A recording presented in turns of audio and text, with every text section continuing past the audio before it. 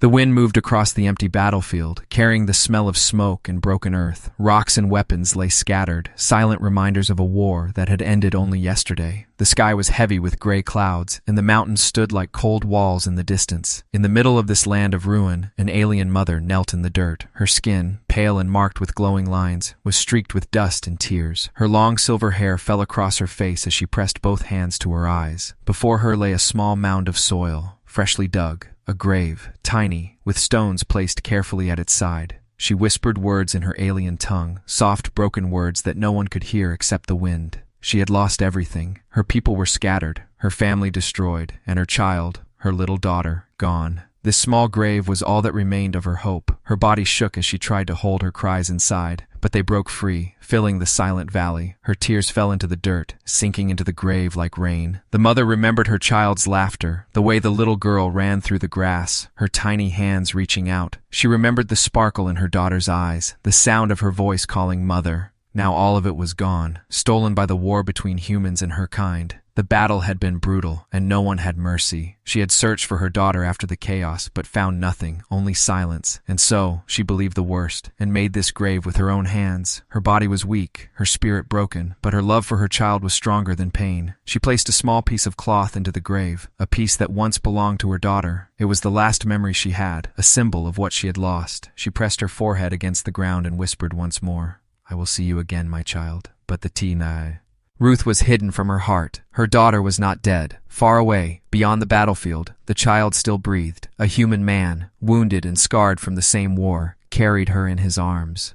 But the mother did not know. She only wept, alone, by the tiny grave. The sky grew darker, as if sharing her grief. A storm rolled above the mountains, thunder murmuring in the distance. The mother did not move. She sat by the grave for hours, her body trembling, her tears unending. She whispered questions into the earth, questions with no answer. Why did the stars take her? Why did the war choose her? Why not me? Behind her, the broken battlefield stretched for miles. Corpses of both humans and aliens lay unburied, weapons covered in rust and blood. Birds circled in the sky, waiting for silence to last forever. The mother felt small, powerless, crushed by grief, yet her heart still burned with love. She would never forget her daughter, not in this life, not in the next. But while she mourned, while her body bent in sorrow, a shadow moved at the edge of the battlefield. It was not another alien, not a soldier of her kind. It was a human, a survivor, who watched her from afar. His clothes were torn, his face marked by dirt and blood. In his arms was something wrapped in cloth, something small, something alive. He stood in silence, his eyes fixed on the weeping mother. He did not step closer, not yet. He feared what might happen if she saw him. For humans and her kind were enemies, and enemies did not forgive. Still, he could not leave. He looked down at the bundle in his arms. The child's face was pale, her breath weak but steady. Her small hands twitched as she dreamed. The human whispered to her gently, though she could not hear,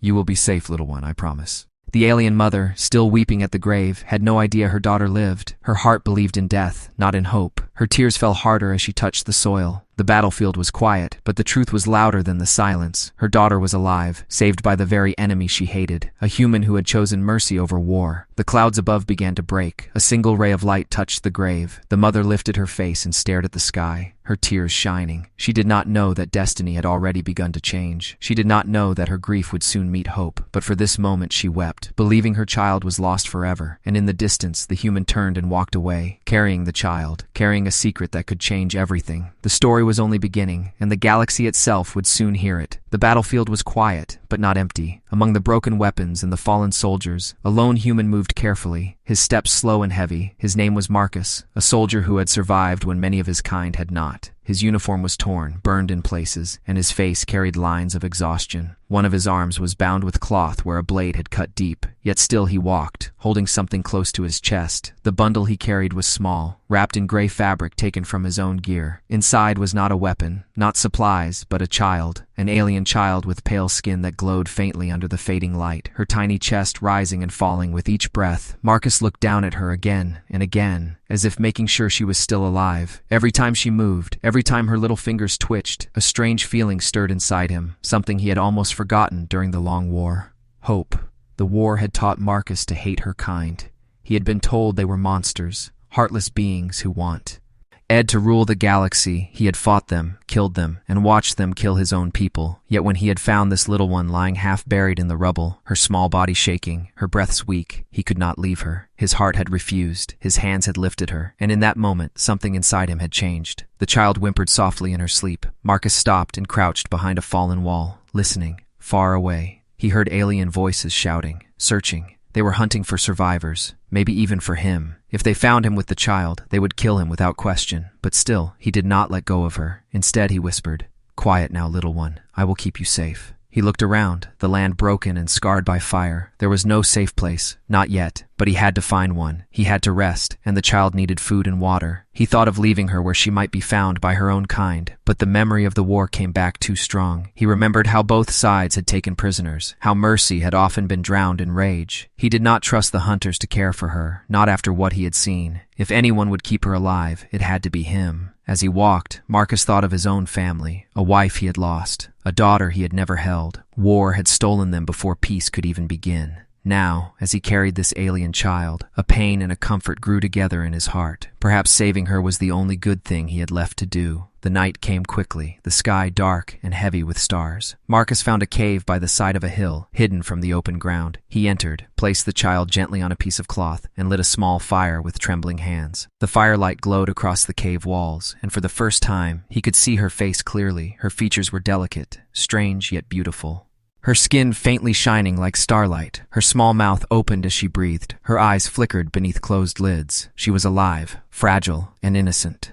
Marcus stared at her and whispered again, "I will not let you die." From outside the cave, he heard footsteps. Shadows moved across the rocks, voices speaking in harsh alien tones. Marcus pressed his back to the wall and held his weapon ready. The child stirred, as if she sensed the danger. He pulled her close and covered her with the cloth. The voices grew louder, then faded into the distance. The hunters had not found him, not yet. He let out a long breath, his heart pounding. The hours passed slowly. Marcus gave the child water from his canteen, placing drops on her lips until she swallowed. He broke pieces of dried food and softened them with water, feeding her tiny bites. She accepted, weak but willing. He smiled, though it was small and tired. In that moment, she was not his enemy. She was only a child who needed him. The fire crackled, and the night grew colder. Marcus wrapped himself and the child in the same blanket, keeping her warm with his own body. Her breathing calmed, and she slept against his chest. Yet even as he closed his eyes, he knew danger was near. The aliens would keep searching, and if they caught him, they would take her away, or worse. He also knew the child's mother might still be alive, somewhere out there, grieving. But Marcus did not know if she would accept him. Would she see him as savior or thief? Would she kill him before she even saw her daughter's face? He did not have the answers. He only knew he had chosen this path. As dawn came, Marcus stepped out of the cave, the child still in his arms. The light touched the mountains, casting long shadows across the land. He looked toward the horizon, his jaw set. He would keep walking. He would protect the child until his last breath. He was a soldier of a broken war, but perhaps, just perhaps, he had found a reason to fight again.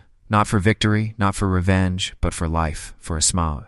All-alien girl who had survived the fire of war, for a fragile hope that the galaxy was not beyond saving, and so, the human stranger continued his journey, unknown to the grieving mother who still wept at the grave, unknown to the soldiers who hunted him, and unknown to the stars that watched from above. The fate of two races now rested in his tired hands, and the story of hope was only beginning. The morning sun rose over the broken valley, lighting the battlefield in shades of gold and shadow. Marcus tightened the cloth around his wounded arm and shifted the small child in his arms. Her breathing was steady but soft, her tiny head resting against his chest. He had survived another night, but the journey ahead was far from safe. The war had ended only in silence, not in peace. The land was still filled with danger, ruins crawling with patrols from both sides. For Marcus, every step was a gamble, every sound in the distance a threat, yet he kept moving because the child in his arms depended on him. He crossed a river where the water was shallow and cold. His boots sank into the mud, and the child stirred as drops of icy water touched her face. He whispered softly, "Shh, it's all right, I've got you." The words were simple, but they carried a promise he was determined to keep. As he walked, he remembered the stories told by his commanders, stories that painted the aliens as demons, merciless and cruel. But looking down at the child, Marcus could not see a demon. He saw only innocence, only life. and it made him question everything he had believed. The forest ahead was thick with twisted trees and roots. Marcus stepped carefully, avoiding broken branches that might snap beneath his weight. He knew alien scouts searched these woods. If they found him, they would not ask questions. They would see a human carrying their child, and they would strike. So he moved silently like a shadow, his senses sharp with tension. At one point, he heard voices behind him, strange and sharp, speaking the alien tongue. Marcus froze, pressing his back against a tree. He pulled the child close and covered her with the gray cloth. Her small breaths warmed his chest as he held her tight. The voices grew closer, footsteps crunching on the leaves. Marcus closed his eyes and waited, his weapon ready in his free hand. But then the voices faded, moving away. He let out a breath he had been holding for too long. The child shifted, and her tiny hand gripped his shirt as if sensing his fear. The journey was not only dangerous because of enemies. The land itself was cruel, filled with hunger and cold. Marcus had little food left, only dry rations and water that grew less each day. But he always gave the child first. He would rather starve than see her suffer. When she coughed or whimpered, he spoke gently, rocking her in his arms until she calmed. In those moments, he no longer felt like a soldier. He felt like something else, something he had not been in years, a guardian. One evening, he found shelter in the ruins of a stone tower. The walls were broken, the roof open to the stars, but it was hidden enough to rest. He laid the child down on a soft pile of cloth he had gathered. She stirred but did not wake, her small face peaceful in the dim light. Marcus sat nearby, staring at the fire he had made. The flames flickered, painting shadows across his tired face. As he watched her sleep, his mind wandered to the battlefield again. He saw flashes of the chaos, the screams, the fire, the sound of metal against metal. He had seen children fall before, victims of war without mercy, but this one he had saved, and saving her gave meaning to the blood on his hands. He thought of his own daughter, the one he had never held. Perhaps that was why he could not leave this child behind. Perhaps fate had given him another chance, but danger never rested. In the middle of the night, Marcus awoke to the sound of footsteps outside the ruin. He quickly moved to the child, covering her with his arms as he crouched low. The footsteps grew closer, voices whispering. He could see faint lights moving through the trees, alien scouts with glowing eyes. He held his breath, praying they would pass. The child shifted and let out a soft sound. Marcus pressed his hand gently over her mouth, whispering, "Quiet, little one, please."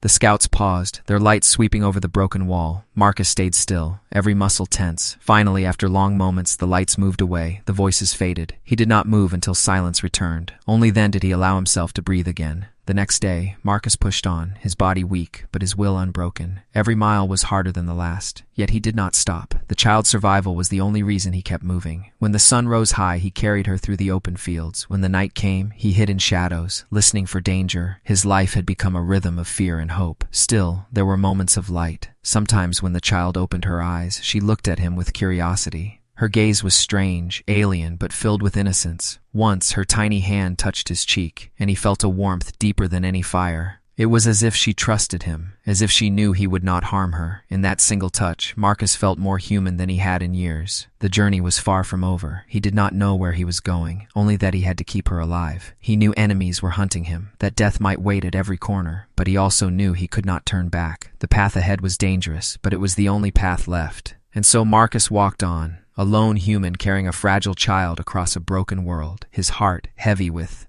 pain, his spirit held up by hope. The dangerous journey had only begun. The alien mother still knelt by the small grave, her hands pressed to the cold earth. Her body was weak, her eyes swollen from endless tears. For hours she had stayed there, whispering to the soil, speaking to the child she believed lost. But inside her heart, a tiny spark refused to die. That spark became a flame when she heard the voices of the hunters. They returned from the edges of the battlefield with news. One soldier spoke of a human, seen carrying something small wrapped in cloth. Another swore the human moved with the desperation of a thief hiding his prize. At first, the mother refused to believe. Her grief was too deep, her mind too broken. But the words struck her like lightning. A human carrying something small, fragile, alive. Her breath caught. Her body trembled. Could it be true? Could her daughter still live? Hope and fear battled inside her chest. If it was true, her child had been stolen, carried away by the enemy. If it was false, then her heart was being tricked only to break again. Either way, she could not ignore it. The grave before her suddenly felt like a lie, a cage of sorrow she had built with her own hands. Her child's laughter echoed in her mind, and she rose to her feet, her tears drying on her face. The other aliens tried to calm her. "Do not listen. It is only rumor," they said, but she turned on them with eyes burning bright. "My daughter is not dead," she whispered, her voice sharp as steel. "You may choose to give up, but I will not." The mother left the grave and walked across the ruins. Her steps were unsteady at first, but her resolve grew stronger with every stride. Her despair became fire, and that fire gave her strength. She would search the forests, the rivers, the mountains if she had to. She would find the human. She would find her daughter. No power in the galaxy would keep them apart. Her name was Sarai, and she as no ordinary mother, among her people, she had once been a leader, a voice of wisdom. The war had stripped her of power, but not of spirit. Now her spirit returned with fury. She gathered her cloak, tied a blade to her side, and began her search. The land around her was still dangerous. Broken machines of war lay half buried in the soil, their cores glowing faintly with deadly light. The air carried the smell of smoke and ash, but Sarai did not fear it. Every step she took was filled with purpose. Every breath she drew carried strength. Along her path, she met other survivors. Some were wounded, some were broken. All were hopeless, but when they saw her eyes, they stepped aside. They felt the fire inside her, the determination that could not be stopped. She was a mother in search of her child, and nothing in the universe was stronger than that. At night, she lit no fire. She ate no food. She moved like a shadow through the trees, listening for whispers of the human. She asked passing strangers if they had seen a man carrying a child. Most shook their heads, but one spoke of footprints by the river, small marks of boots carrying weight, and beside them, the faint impression of something wrapped in cloth. Sarai's heart raced. She followed the trail without rest, her hope growing with every step. But the hunters were not far. They too had learned of the human's path. Unlike her, they did not search for hope. They searched for blood. They wanted to punish the human, to make an example. Sarai knew this, and it fueled her anger. If they reached him first, if they touched her child, she would burn the world to stop them. Her journey carried her into a ruined village at dawn. The walls were shattered, the streets filled with dust and bones. She walked among the ruins, calling softly. Her voice trembled between fear and hope. "Child, my little one, can you hear me?" The silence was heavy, but her heart did not break. Instead, she felt her resolve sharpen. Somewhere beyond these ruins, her daughter lived. She could feel it in her blood, and the human who carried her would soon face her. She did not know if he was friend or foe, savior or thief, but she would find him. She would look into his eyes and learn the truth. The fire in her heart grew stronger with every passing hour. What began as despair had become determination. What began as mourning had become a mission. Sarai would not rest. She would not stop. Her daughter's life was her reason, her purpose, her everything. And so, with the rising sun burning through the clouds, the alien mother stepped into the ruins, her cloak whipping in the wind, her blade ready. She was no longer a broken figure weeping at a grave. She was a storm, a force, a mother whose love had turned to fire. And somewhere, not too far away, the human carried her child through the shadows. Two paths, one of grief and one of mercy, now moved closer to meeting. And when they did, the galaxy itself would hold its breath. The ruined village was silent, its walls broken, its streets filled with ash and dust. Once it had been a place of life, a place of laughter. But now it was only shadows and echoes. Marcus moved carefully through the crumbling alleys, the child still in his arms. Her small breaths warmed his chest, and though his body ached, he carried her as if she weighed nothing. He needed shelter, somewhere to rest before the next stretch of the journey. The ruins offered broken buildings and shattered roofs, but also danger. He knew he was not alone. The hunters would be near. Every noise, every shifting stone made him pause. Still, he pressed forward, because stopping was not an option. At the same time, Sarai, the alien mother, stepped into the same ruins from the opposite side. Her cloak swept bay. In her eyes sharp, burning with fire. She searched every corner, every shadow, calling softly for her daughter. The air carried the sound of her voice, low and trembling. It reached Marcus, who froze, his heart racing. He recognized the sound, not the words, but the tone. It was the sound of a mother searching. Marcus pressed his back against the wall of a broken house. He looked down at the child in his arms, her eyes fluttering open. She made a soft sound, a weak cry that echoed through the ruins. The voice of Sarai stopped, then returned stronger. She had heard. The moment had come. The paths of the human and the alien mother were about to meet. Sarai moved quickly, her heart pounding. She followed the sound, her hands shaking as she pushed aside rubble. Her eyes caught sight of movement at the end of a narrow street. A human, holding something close. Her breath caught, her legs nearly gave out. It was her child, wrapped in cloth, alive. Tears filled her eyes. Her heart screamed for her to run forward, to take her daughter into her arms. But she stopped, because beside her, she sensed danger. From the shadows of the ruins, alien soldiers emerged, weapons raised. They had tracked her, and now they too saw the human. Their voices shouted commands, their eyes filled with rage. "Kill him," one ordered. "He has stolen the child," another cried. Marcus turned, his weapon ready. He held the girl tight against his chest, shielding her. He saw the soldiers, their glowing eyes fixed on him. He knew what they saw, not a protector, but a thief. If they fired, both he and the child would die. Sarai's heart exploded with fear. She stepped forward, placing herself between the soldiers and the human. "Stop!" she shouted, her voice breaking but strong. "This is my child." The soldiers hesitated, confused. They had followed her grief. They had watched her bury a grave. Now they saw the child alive in the arms of their enemy.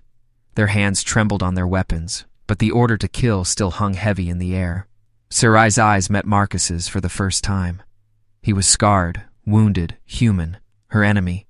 Yet in his arms, her daughter was safe, alive, breathing. The fire of hatred inside her trembled, replaced by something she had not expected. Gratitude. Marcus stared back at her, unsure. He saw the tears on her face, the fire in her eyes. He knew at once who she was. This was the child's mother, the woman who had wept at the grave. He felt her pain, her hope, her fear. For a long moment they said nothing, only their eyes spoke. Then the child stirred, her small hand reaching out from the cloth.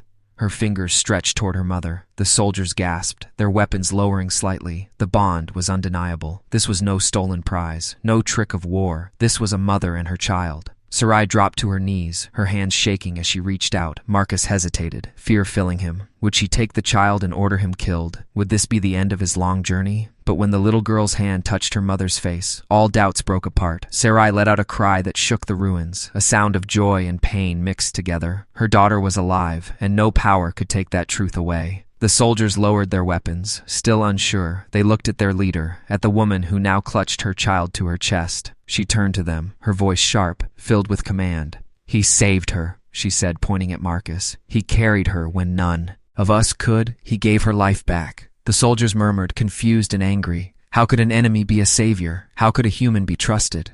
But Sarai's eyes silenced them. Her fire was no longer only grief, it was strength. She would protect both her child and the man who had saved her. Marcus lowered his weapon, his shoulders heavy with exhaustion. For the first time, he felt the weight of relief. He had reached the end of his dangerous journey. He had delivered the child back to where she belonged. But he did not know if he would live to see another day. That choice now lay in the hands of the alien mother. The ruins fell silent again. The soldiers waited. The human breathed. The child slept. And Sarai, holding her daughter close, looked once more into Marcus's eyes. In them, she saw not only an enemy, but a man who had risked everything for her child. Her despair had turned to fire, and that fire now lit the first spark of hope. A hope that perhaps enemies could be more than enemies. A hope that this meeting was not the end but the beginning. The ruins were silent after the child's cry. Her tiny hand rested against her mother's face, and Sarai's tears ran freely. For one breathless moment, time itself seemed to pause. A mother had found her daughter again. A child had returned to her arms. But around them stood alien soldiers, weapons still raised, their eyes burning with confusion and hate. The commander of the soldiers stepped forward, his voice sharp and filled with rage. "This human has stolen from us. He must die." His words echoed through the ruins, cutting through the fragile silence. The soldiers raised their weapons again, aiming at Marcus. He did not move. He stood with his weapon lowered, his body trembling from exhaustion. Yet he did not run. He did not beg. He only looked at Sarai, his eyes steady, as if telling her without words, "Do what you may. But I will not regret saving her."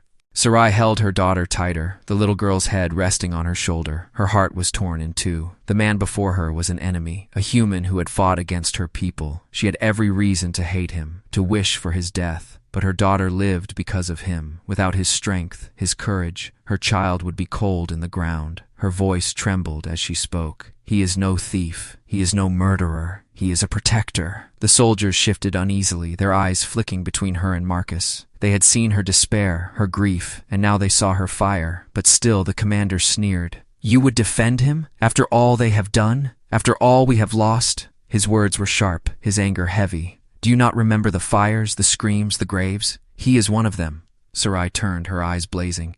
"Yes, I remember. I remember everything," she said, her voice strong. "I remember my people burning. I remember my family dying. I remember the grave I dug with my own hands."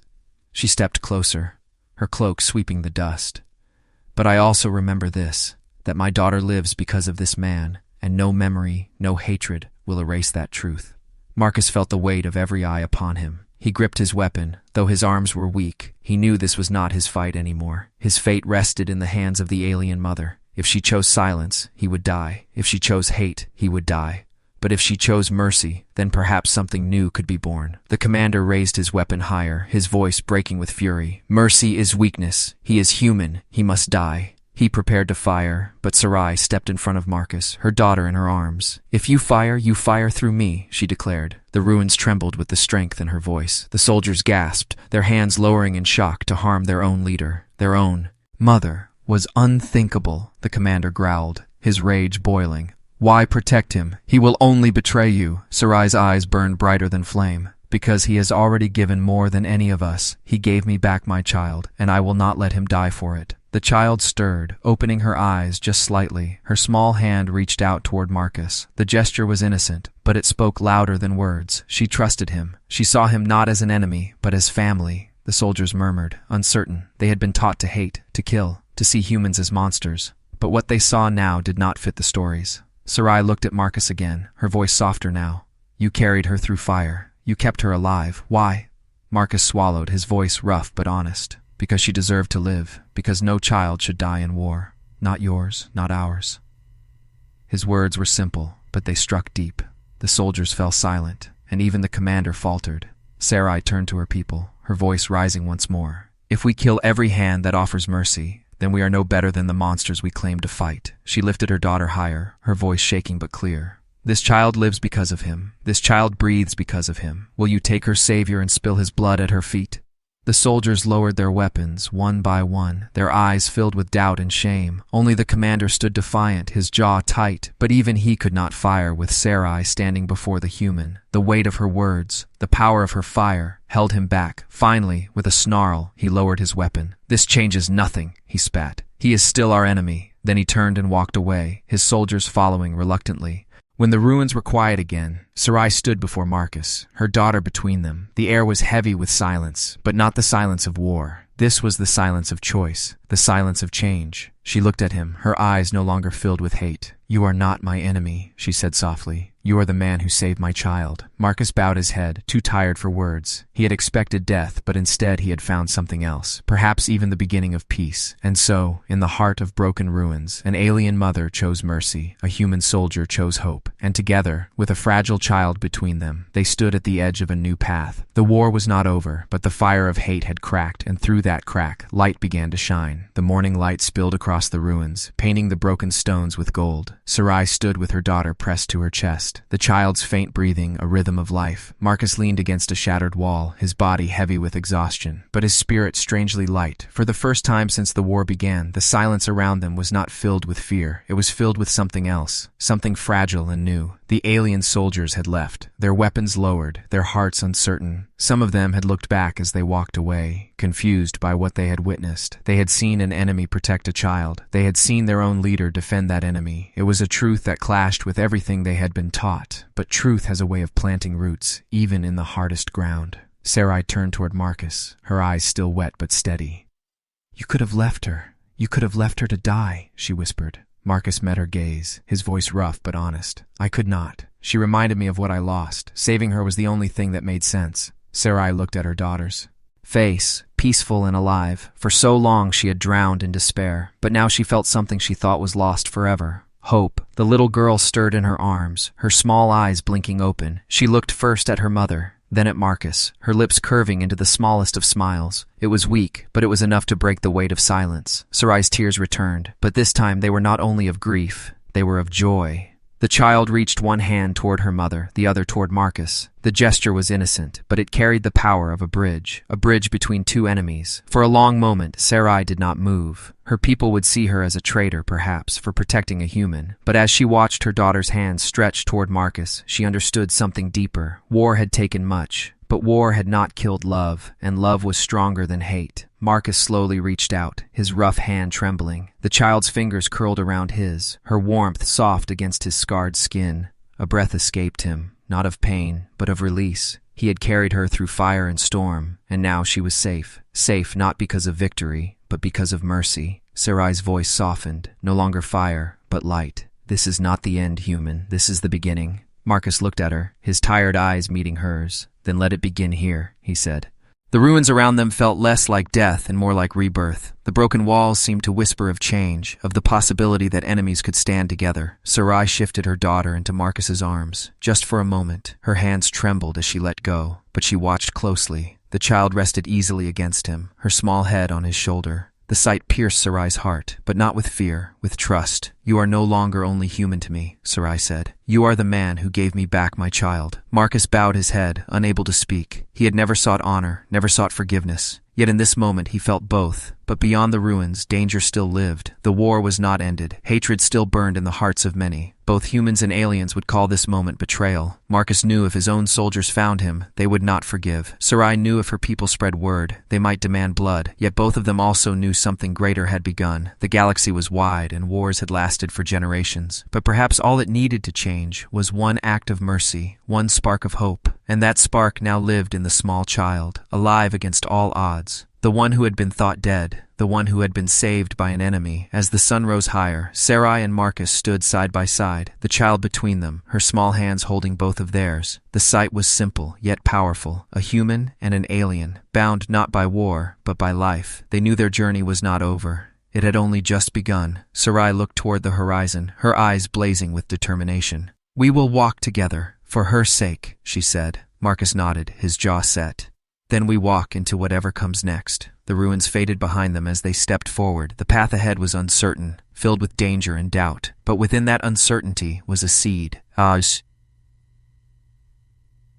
Seed of peace, a seed of change. One mother, one soldier, and one child had lit a flame that even the darkest war could not snuff out. And somewhere in the stars, the galaxy watched. It would remember this day, not as a day of battle, but as the day enemies chose hope, the day a human and an alien mother stood together because of the life of one child, the day war cracked and peace began to whisper. A new beginning had come, and the story was only just starting.